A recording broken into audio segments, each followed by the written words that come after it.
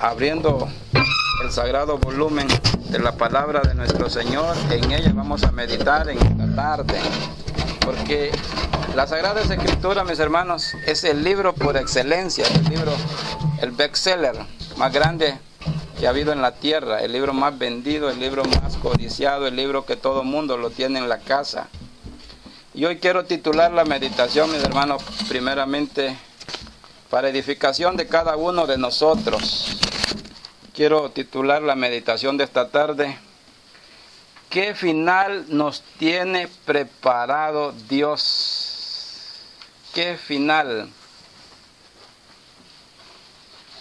Dios tiene preparado grandes cosas para nosotros, mis hermanos, porque Él es grande. Mire lo que dice Salmo 86, verso 10. Porque tú eres grande y hacedor de maravillas, solo tú eres Dios. Qué hermoso mensaje, mis hermanos. Y esa es la certeza que nosotros debemos de tener día a día. Porque tú eres grande y hacedor de maravillas, solo tú eres Dios. No hay otro ser, mis hermanos, que tenga poder sobre Dios. Salmo 86, verso 10. Cuando nosotros tengamos la plena confianza en Dios, mis hermanos, vamos a tener un final feliz. Sé que nos cuesta, mis hermanos, porque como decía yo al principio, nosotros tenemos patrones formados de un mundo donde venimos, donde nacemos. Nuestros padres nos forman patrones. En la escuela nos forman patrones. En la iglesia, antes de llegar a la iglesia de Dios, nos formaron patrones. Y esos patrones son los que están haciendo efecto en nuestra vida. Sí, parece broma, ¿va? Pero es real. Pero Dios tiene un final dichoso para usted y para mí, mis hermanos. Y ese final es viniendo a Cristo Jesús. Viniendo a Cristo Jesús. Porque ya Dios nos mostró su amor. Él envió a su Hijo Jesucristo a morir por amor a la humanidad, por amor a nosotros. Solo a nosotros nos resta abrir la puerta a nuestro corazón para que Él se allegue a nuestras vidas. Nosotros deseamos vivir felices, mis hermanos. Y ya decía nuestro Señor, pues, que seremos bienaventurados siempre que acudamos a Jesús. Porque la verdad, mis hermanos, que el reino de Dios se vive desde hoy para siempre. Aquí estamos preparándonos para reinar con Jesucristo primeramente y después con Dios. Pero este es un proceso. Usted ya siéntese que ya vive en ese reino. Ahora, yo sé que aquí, como tenemos moldes y patrones, esquemas, paradigmas y montones de cosas todavía que no las hemos sacado de nuestras vidas porque traemos patrones antes de llegar a la iglesia, antes del conocimiento de Dios, antes del conocimiento de Jesucristo. Y esos patrones son los que están afectando. Y patrones, mis hermanos, son hábitos que todavía nosotros no los hemos sacado de nuestra vida. ¿Qué es el infierno? Esta palabra infierno viene de la lengua griega infernus, palabra que quiere decir cóncavo o hoyo en la tierra. Se usan varias palabras sinónimas como Hades, Seol, abismo, infierno. Todas estas palabras significan lo mismo: lugar a donde van los muertos. ¿Quién tiene el poder del infierno? Tradicionalmente se cree que el que maneja el infierno es el demonio, que el que se encuentra en ese lugar ardiente torturando a todos los que ya están condenados y olvidados de la gracia de Dios. Pero por supuesto, esta no es la idea que presenta la Biblia. Tal concepto salió de la obra que escribió don Dante Alighieri en su obra titulada La Divina Comedia. En su imaginación como escritor, él describe un supuesto infierno de fuego, donde todo el que va entrando allí sufrirá eternamente. Pero la Sagrada Escritura vierte en una información completamente distinta a la que se imaginó Dante Alighieri. El que tiene el poder del infierno es Jesucristo y no el diablo. Y el que vino y he sido muerto, y he aquí que vino por los siglos de los siglos. Amén. Y tengo las llaves del infierno y de la muerte. Apocalipsis capítulo 1, verso 18. No es el demonio el que maneja el infierno, sino Jesucristo. Jesús el que vive, murió y volvió a vivir. Él es el que tiene absoluto dominio sobre el infierno o Hades y sobre la muerte.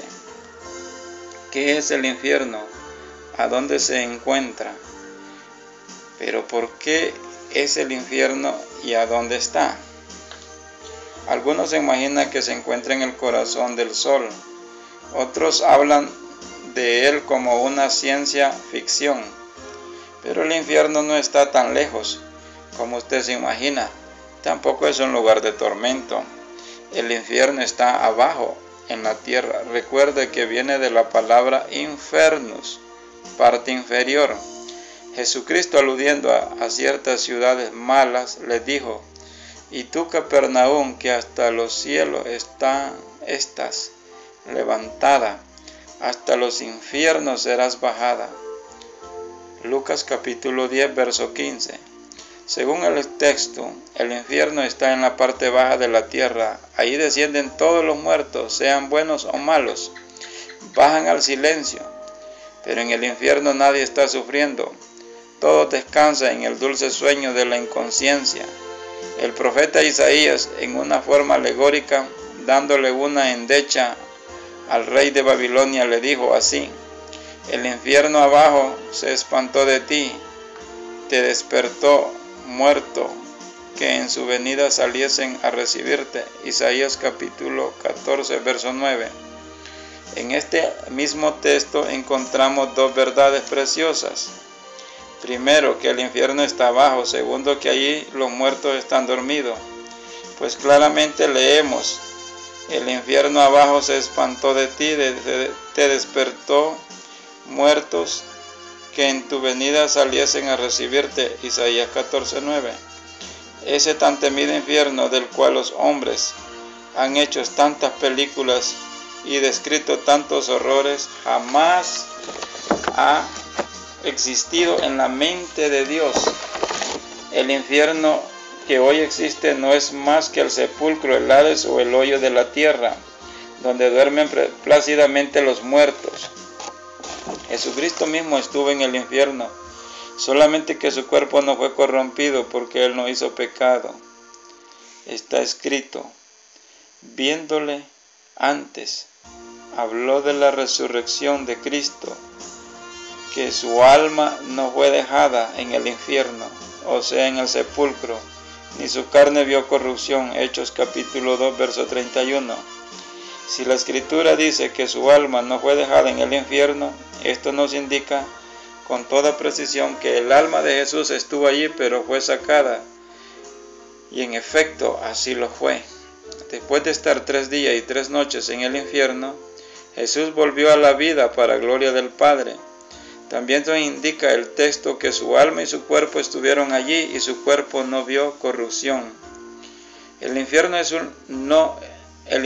es un lugar oscuro, carente totalmente de luz, porque si Dios no perdonó a los ángeles que habían pecado, sino que habiéndolos despeñado en el infierno con cadenas de oscuridad, los entregó para ser reservados al juicio. Segunda de Pedro capítulo 2, verso 4.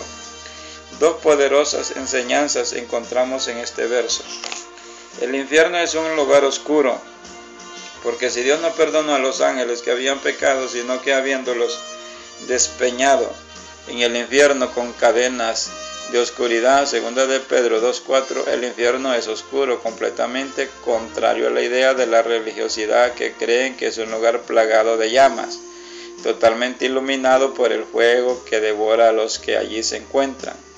Pero las Sagradas Escrituras muestran que es un lugar oscuro y es justamente la sepultura. Si yo espero el sepulcro en mi casa, haré mi cama en las tinieblas. Job capítulo 17, verso 13. Sirve para guardar a los que esperan ser juzgados. sino que habiéndolos despeñados en el infierno con cadenas de oscuridad, los entregó para ser reservados al juicio. Segunda carta de Pedro, capítulo 2, verso 4. El infierno es un lugar que sirve para guardar a los que están esperando el juicio. Si el infierno es un lugar de castigo donde están siendo atormentados los pecadores, implica que ellos ya fueron juzgados y condenados. Entonces, la venida de Jesucristo para juzgar a los hombres no tiene razón, y todo lo descrito en Apocalipsis acerca del juicio final quedaría completamente sin valor, haciendo mentirosa la palabra de Dios. El sepulcro es un lugar donde no hay luz ni cósmica ni la luz de la vida.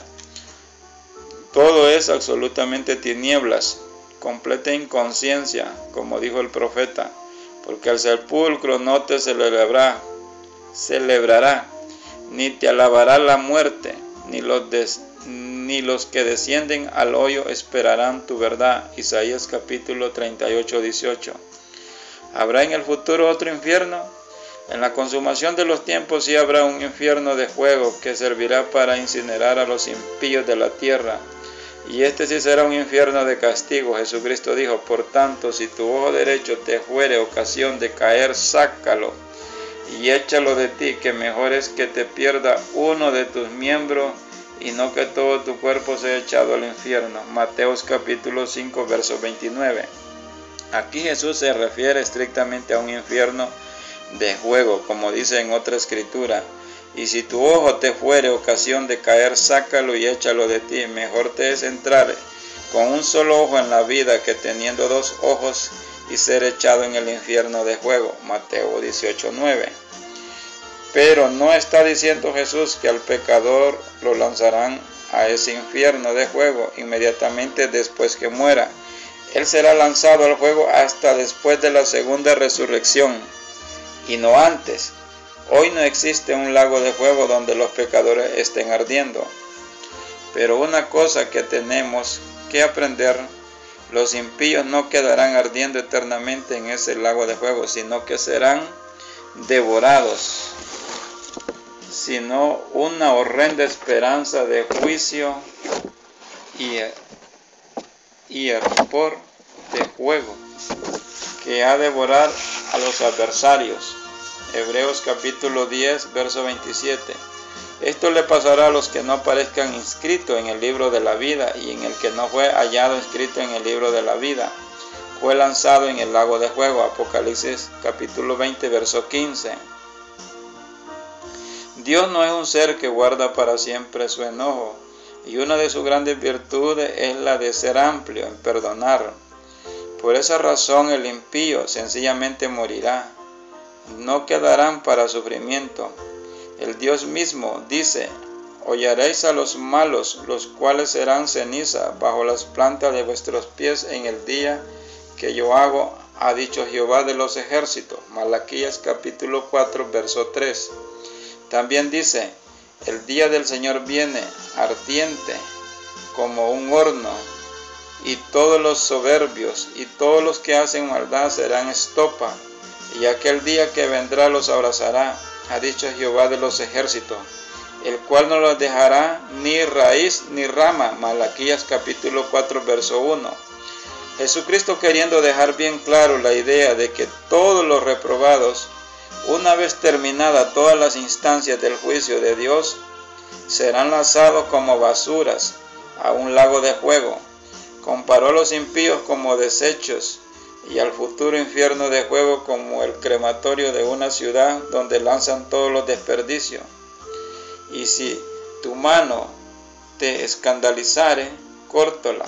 Mejor te es entrar a la vida manco que teniendo dos manos ir a la Gehenna, al fuego que no puede ser apagado. Marcos capítulo 9, verso 43.